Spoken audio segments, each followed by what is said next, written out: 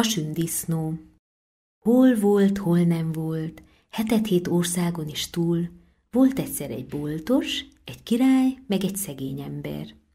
Ez a boltos eljárogatott az erdőbe vadászni, de egyszer úgy eltévedett az erdőbe, hogy 3 nap egymás után járt, kelt, bolyongott, s nem tudott kitalálni. Már a lábán is alig állott a nagy fáradtságtól és éhségtől, s nagy keservesen felkiáltott. Istenem, Istenem, ha valaki engem innen kivezetne, 3 lányom közül a legszebbet annak adnám, s 3 zsák pénzt is adnék melléje.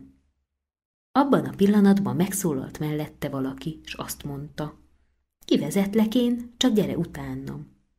Néz a boltos mindenfelé, nem lát senkit, aztán lenéz a földre. A dicsekedők. Volt egyszer egy ember, s annak 3 fia. Ez az ember a 2 idősebbik fiát mesterségre adta. Az egyikből Borbély, a másikból Kovács lett.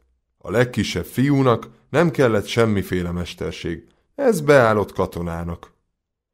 Esztendő múlt esztendő után a fiúk nem jártak haza. Egyszer aztán levelet kaptak, hogy siessenek haza, ha még életben akarják látni az apjukat. Jöttek is a fiúk azonnal, s hát csak ugyan halálán volt az apjuk. Ó, édes fiaim, örvendezett a haldokló ember, csak hogy még egyszer láthatlak. Mondjátok el nekem, melyik mire vitte, jól kitanultátok-e mesterségeteket? A szárnyas királyfi. Hol volt, hol nem volt, 7 országon is túl, volt egyszer egy király, és annak olyan szép leánya, mint az égen a ragyogó csillag. Mikor a királykisasszony eladósorba került, 10-20 is jöttek leánynézőbe, mind csupa királyfik, de a királykisasszonynak éppen a legszegényebb királyfin akadt meg a szeme.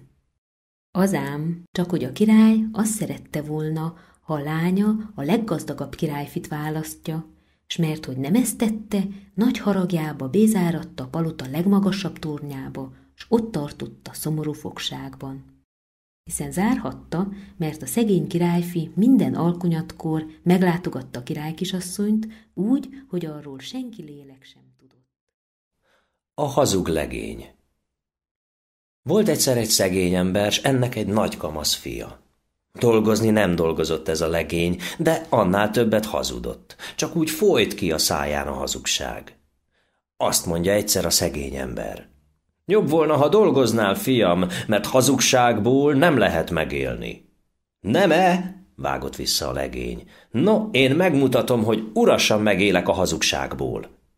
Azzal fogta magát, még aznap elbúcsúzkodott az apjától, s elment szerencsét próbálni. Amint mendegélt, az úton találkozik egy magaszőrű kamasz legénnyel. Köszöntik egymást, szóba ereszkednek, s hát a másik legény egy úton jár vele, ez is szerencsét próbálni indult. Kérdi a hazug legény. No, pajtás, tudsz-e szót szóra? Habakuk. Volt egyszer egy király, s annak egy igen kedves udvarmestere, Habakuk a neve. Valahányszor a királynak tanácsra volt szüksége, Habakukhoz fordult, s Habakuk adott is tanácsot, de nem az ő fejében termett az. A hamis Habakuk mindig egy kevés haladékot kért, hogy el ne siesse a tanácsadást, aztán hirtelen összehívta a sok tudó embereket, akik a király udvarában laktak, azok aztán meghányták, vetették a dolgot, Habakuk meg szaladt a királyhoz a jó tanáccsal, s úgy adta elő, mintha az ő fejéből pattant volna ki.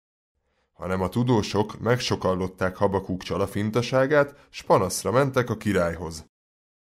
Felséges királyom, mondta a szónokuk, panaszunk van Habakukra. A szegény ember szőlője. Volt, hol nem volt, 7 országon is túl volt, volt egyszer egy szegény ember, s annak 3 fia. Ennek a szegény embernek egy darab szőlője volt, egyebe semmi, sem égen, sem földön. No, hanem őriztette a szőlőjét, akárcsak a szemefényét. Sorba jártak ki a fiai a szőlőbe, és istrázsálták éjjel-nappal. Egy reggel a legidősebb fiú ment ki a szőlőbe, ott leült, s elkezdett falatozni. Amint ott falatoznék, elejébe ugrik egy béka, s kéri a legényt. Adj egy falás kenyeret, te legény, már 2 hete, hogy egy falatot sem ettem. Majd holnap